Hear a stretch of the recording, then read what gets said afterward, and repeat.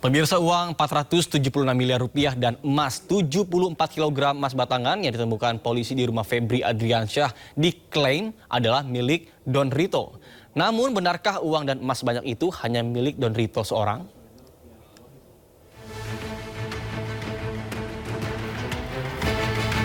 Di rumah mewah di kawasan Sentul, Bogor, Jawa Barat inilah polisi menemukan 476 miliar rupiah. Gepokan uang dari rupiah dan valuta asing tersimpan rapi di dalam brankas di lantai 1. Yang mencengangkan, selain tumpukan uang, polisi juga menemukan 74 kg batang emas. Belakangan diketahui rumah yang digeledah polisi adalah milik Febri Adriansyah.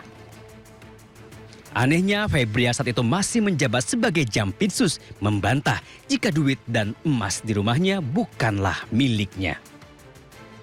Yang kedua tentang rumah Sentul, ya, itu memang rumah pribadi Jampitsus yang sudah sejak lama.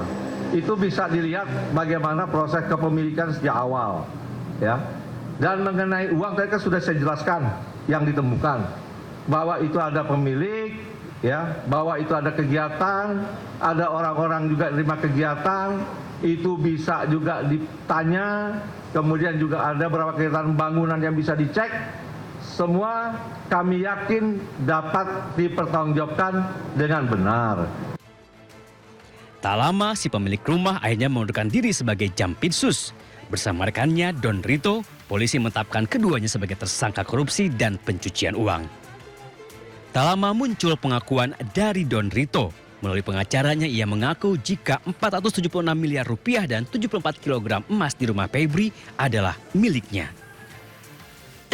Tahun 2024, Pak Idon meminta izin membangun brankas.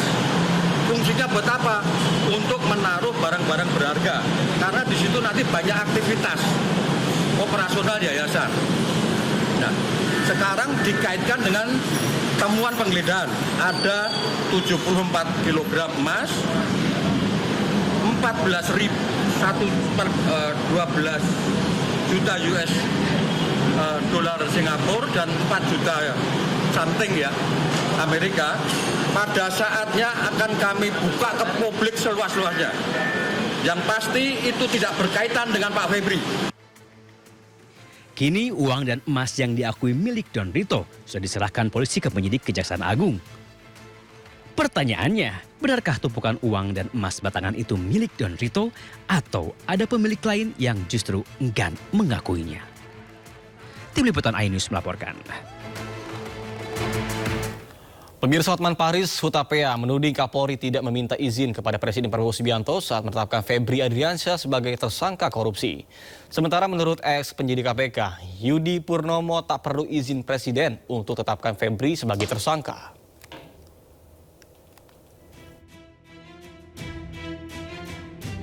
Kuasa hukum Febri Adriansyah Hotman Paris Hutapea sesumbar jika Kapolri Jenderal Listio Sigit tidak meminta izin kepada Presiden saat menetapkan ex-Jampitsus itu sebagai tersangka.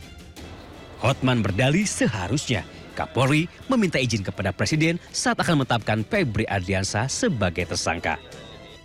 Hotman bahkan menyebut sebagai tangan kanan Prabowo, Febri telah dikriminalisasi oleh polisi. Yang paling penting kalian bertanya. Kalau Anda punya nyali bertanya, tanya kepada Kapolri. Hei, kenapa nggak nanya Pak Prabowo dulu sebelum melakukan ini terhadap tangan kanan dari yang dibanggakan oleh Presiden Prabowo? Tanya. Saya baru tahu tidak ada izin.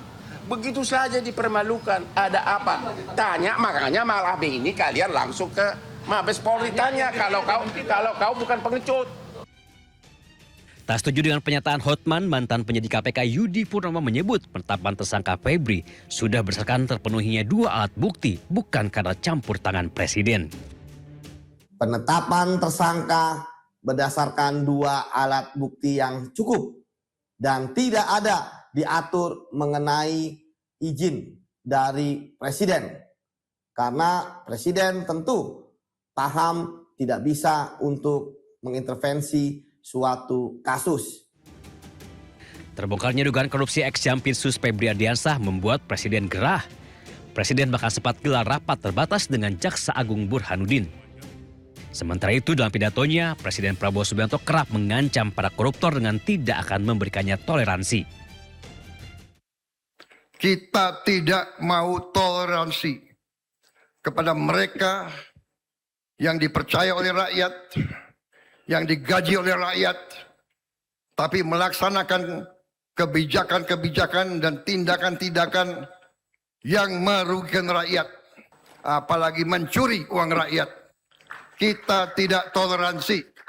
Saya tidak toleransi. Kini penyidik Kejagung telah memeriksa ex-Jampitsus Febri Ardiansah sebagai tersangka korupsi dan tindak pidana pencucian uang. Ia diduga terlibat dalam 3 kasus mega korupsi sejak tahun 2018. Tim Liputan iNews melaporkan. Dinilai cacat prosedur dan langgar hukum, pengalihan berkas perkara ex-Jampitsus Febri Ardiansyah dari kepolisian ke Kejagung digugat ke pengadilan. Sementara menurut polisi, pelimpahan berkas Febri ke Kejagung dilakukan demi sinergitas antar lembaga.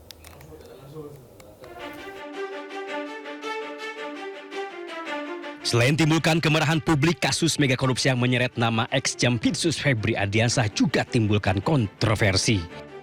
Sejumlah pihak mempermasalahkan pengalihan berkas perkara dari kepolisian ke Kejaksaan Agung. Lembaga Pengawasan, Pengawalan, dan Penegakan Hukum Indonesia atau LP3HI bahkan sudah melayangkan gugatan pra-peradilan ke PN Jakarta Selatan. LP3HI menilai pengalihan penyidikan kasus Febri Ardiansyah oleh Kortas Tipikor cacat prosedur formil dan melanggar hukum pidana. Kami melihat bahwa apa yang dilakukan oleh Kortas Tipikor dengan cara mengalihkan berkas perkara kepada Kejaksaan Agung itu tidak sesuai. Pertama, memang dalam aturannya tidak ada. Di dalam KUHP itu pelimpahan itu bisa terjadi kalau berkasnya lengkap dari penyidik kepada penuntut. Kalau antar penyidik hanya bisa dilakukan oleh KPK dalam bentuk pengambil alihan. Tidak hanya LP3HI, masyarakat anti korupsi atau MAKI juga akan gugat Kortas Tipikor atas tindakan mengalihkan perkara ke Kejagung. Pengalihan kasus ini dari polisi ke jaksa, itu mau Anda lawan? Ya kita uji, bukan Lewat dilawan loh ya, kita uji. pra-peradilan, Ya kalau memang nanti dikabulkan biar tetap di polisi. Oke. Kan gitu. Kalau ditolak berarti ya boleh ke jaksa kan. Sementara itu, Kortas Tipikor Polri menyebut jika penyelidikan dan penyidikan yang mereka lakukan sudah sah secara hukum. Bahwa penanganan Polri, penanganan penyidikan terhadap 3 perkara telah dilimpahkan ke Kejaksaan Agung dalam rangka untuk sinergitas.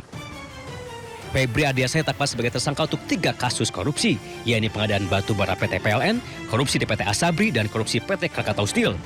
Jika rekannya sesama tersangka Don Rito sudah ditahan, hingga kini Febri masih melenggang bebas. Tim Liputan iNews melaporkan. Sebelumnya, Kejaksaan Agung sempat meralat pernyataannya tentang status hukum mantan Jampitsus Febri Ardiansyah.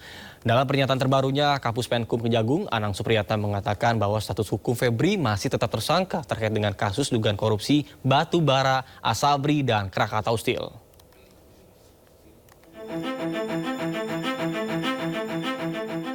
Kejaksaan Agung menerbitkan 3 surat perintah penyidikan atau sprindik setelah penyerahan perkara dari Kortas Tipikor Polri terkait kasus dugaan korupsi batubara, Asabri, dan Krakatau Steel yang melibatkan ex-Jampitsus Febri Ardiansyah.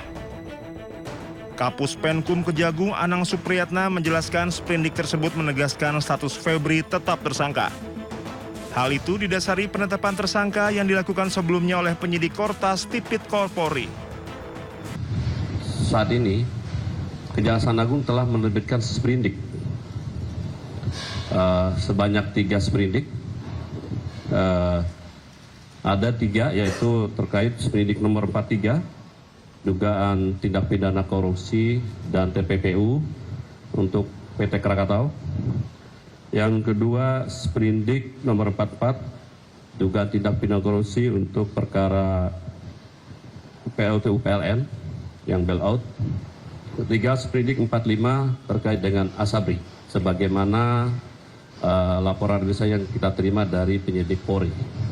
Jadi sudah dibentuk, dan semenjak diterbitkan sprindik, maka segala kegiatan dan tindakan-tindakan yang bersifat pro justisia sudah beralih kepada penyidik kejaksaan. Dalam proses penyidikan ini, Anang memastikan kolaborasi antar lembaga termasuk supervisi dari KPK dan pengawalan dari legislatif.